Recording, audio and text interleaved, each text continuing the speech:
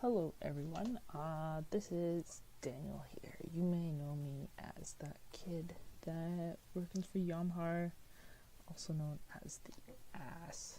So, this is my guide on how to be a valet, considering I've been a valet, well, basically like a butler, like a babysitter for my boss for a really long time. So, we can also call this my guide to dealing with idiots. Yes. Moving on. So we'll start with a little overview about what I want to talk about. Important stuff. First of all, that's me, Daniel. Hello. And so we're going to talk about getting a job as a valet, and then the responsibilities as a valet. So basically what you need to do once you have your job, and then hazards that come with working as a valet. It's a surprisingly risky profession, and tenure. Once you get a good position, you can have job security, which is pretty cool. And then I'll wrap things up with a conclusion, and don't tell anybody, but there's a bonus at the end too. Yeah. So first we start off with getting a job. How do you get a job as a valet? I don't actually know.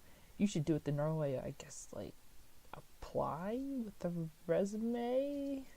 I did it because I was in trouble and my boss saved my life. Don't pay debts with work.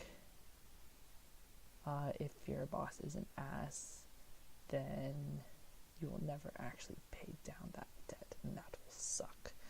So avoid asshats. That ties in with the above. And don't work for vampires. Seriously, don't. They suck. Seriously, really, I really mean it. Don't work for vampires. You will not like it. You will regret everything. I have many regrets. Yeah. Over there, figure two, example of an asshat. Look at him. Look at his stupid face. Okay, enough of his stupid face. Next slide. Responsibilities. This is the important stuff. You need to know about grooming, and I don't mean like a dog. I mean like a person. You will have to brush your boss's hair and like their teeth and stuff, and like manicuring. You have to learn some unique skills that you wouldn't have thought that you needed to know. Laundry is important. You need to use cold water when you're washing stuff that has blood in it. Yeah. Otherwise your boss gets mad. Or rather, my boss gets mad because, Daniel, this shirt isn't clean. What did you do? It's all pink now. It's like, no. It was a nice shirt. Even I'll admit that. Anyway, driving. You will have to drive your boss everywhere, because any person that hires a valet to do this kind of stuff for them is lazy as shit and will need to be driven everywhere, and they'll probably be sleeping while you drive. So if you get lost, you're on your own. Learn how to read a map. Very important. Mending. You get to sew lots of stuff, mostly clothes that has holes in it from like swords. Well, if you get a normal job as a valet, maybe you won't have that problem, so there's that. Babysitting. Basically what it boils down to is your boss is crap at taking care of themselves, so you have to brush their hair and do their laundry. Basically you have to be their mom.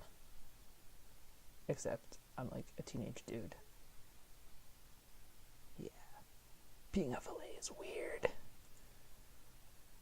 Getting enough sleep is important. This is very important. That is a picture of me sleeping, because sleep is important. You cannot be the boss mom without getting enough sleep. You'll be really tired and that will suck. Okay, workplace hazards. Stains. A lot of things get stained. Hands get stained. Morals get stained. Ethics get stained. your life gets stained, not just your clothes, basically. That right there, the big deed, that is a very bad hazard. You want to avoid that one. It's another reason not to work for assets. Traffic, since you're driving them everywhere, whether it be on like a horse and buggy or like in an actual car, you'll be stuck in traffic a lot, and it will suck because you can't play music or the radio because your lazy ass boss is sleeping and has heightened sense of hearing, so he'll complain, and yeah, it's just not fun. Secrets, you will not have any, because your stupid boss will always be able to tell when you're lying and will always call you out on it because he's an ass. Look, so much stress is caused by that guy. Drawing the unibrow on him made me feel a bit better, I will admit that. He deserves that evil goatee. He doesn't actually laugh like that, though. In conclusion, don't work for vampires. You will have a bad time. My boss sucks. Really, do not work for vampires. Yeah, I think that bit there says what it says. But only sometimes, because think about it. It's actually kind of cool in a way. Like, sure, it's dangerous and like regret and misery at every turn, but we had some good times. We have some good times.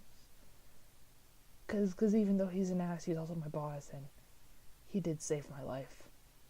So I guess I can put up with him. But you will get a lot of headaches.